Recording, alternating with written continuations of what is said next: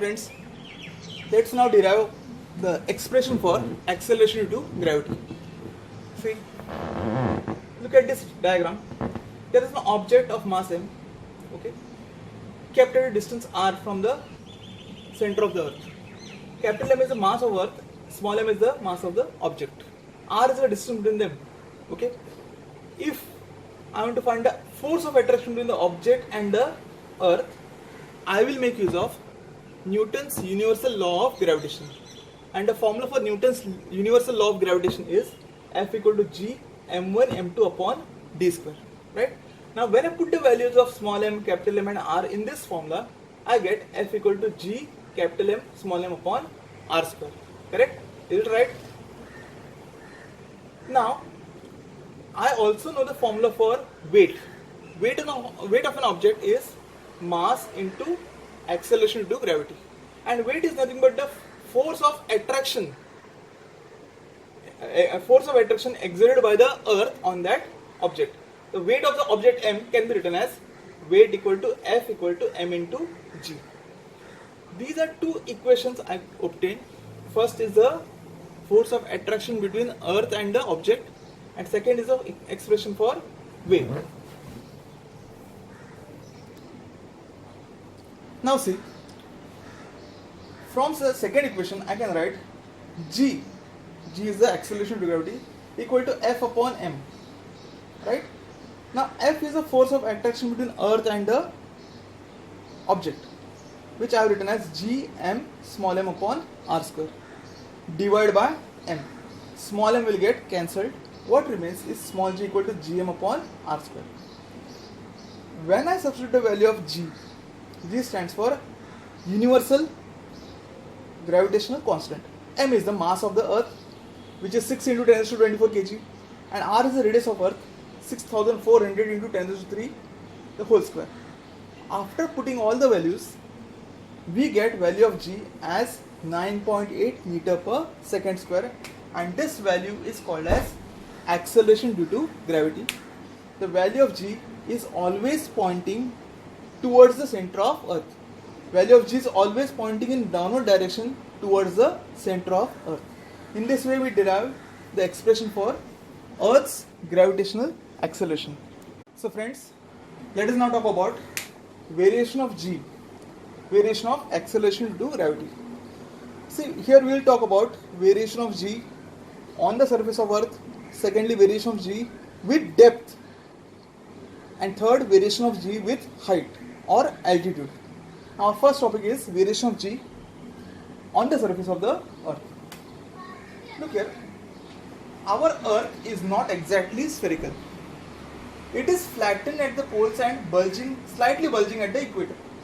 Such a shape is called as oblate spheroid. What? Oblate spheroid. So if we measure the radius of earth from the equator, it will be greater than radius of earth measured from the pole. Now we all know the expression for acceleration due to gravity. It is given by Gm upon R square. So when we calculate the value of G at the poles, Gm upon Rp square, since Rp is less, okay, measured from the poles, the value of G comes out to be 9.83 meter per second square. On the other hand, if we measure the value of G at the equator, okay, Gm upon Re square, since Re is greater than Rp, the value of G comes out only 9.78 meter per second square.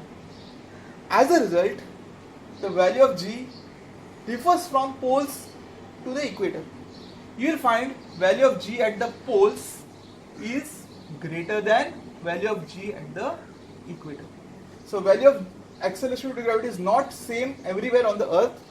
It is maximum at the poles, that is 9.83 meter per second square, and it is minimum at the equator, that is 9.78 meter per second square. So now we will talk about variation of G with depth. See, if an object is placed on the surface of the earth, the acceleration due to gravity is given by small g equal to Gm upon R square, that we all know, right? But if you place an object at some depth, okay, inside the earth, most of the students feel that the acceleration due to gravity will increase. Value of g, which is 9.8 on the surface, will increase. That's not the case, because when an object is placed over here, only this part of the earth is to be considered, only this portion. And suppose whose mass is m dash. So the formula will become g dash equal to g m dash upon radius of earth r minus d the whole square, right? And this value comes out less than 9.8 meter per second square. As a result, we get a relation g dash less than g, or the value of g at a depth inside the earth's surface will be less than value of g on the earth's surface.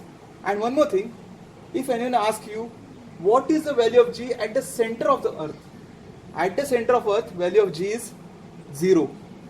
Understood? So the maximum value of acceleration due to gravity is only on the earth's surface, which is 9.77 or approximately 9.8 meter per second square. This is the variation of g with depth. The third part is variation of g with altitude. Altitude, or also called height. Okay, this is our earth, mass m, radius r. Okay, suppose I take a point A which is near the earth's surface, okay, and I want to find value of g at this particular place A. I will write the formula for acceleration due to gravity, gm upon r square, and I will get the value which is near about 9.8 meter per second square. Because this point A is very close to the earth's surface and very small, the distance from the surface of earth is very small compared to r, value of g at this place will be approximately 9.8 meter per second square. Now consider point B. Point B is very far away from earth, and the height which I have taken is very large compared to r. In such conditions, the acceleration due to gravity becomes gm upon r plus h the whole square. As I told you, r is 6,400 kilometers and h is very large compared to r. So this whole value automatically decreases. Getting it? Because the denominator is large, the value decreases, and that's why value of g at B will be very less compared to value of g at A. So what conclusion can we draw from this? As the height increases, okay, as we go higher and higher, value of g will go on decreasing. Understood? Let's take one example. The artificial satellites which are revolving around the earth, they are at a height of around 32,000 to 35,000 kilometers, and the value of g at such heights is very less. Understood? Okay, so the third conclusion we draw here is the value of g decreases with increase in height. So once again, all the three variations I am explaining you in short. On surface of the earth, value of g is maximum at the poles and minimum at the equator. Second, variation of g with depth. On the surface of earth, value of g will be maximum, but as we go inside, okay, at some depth, value of g will go on decreasing.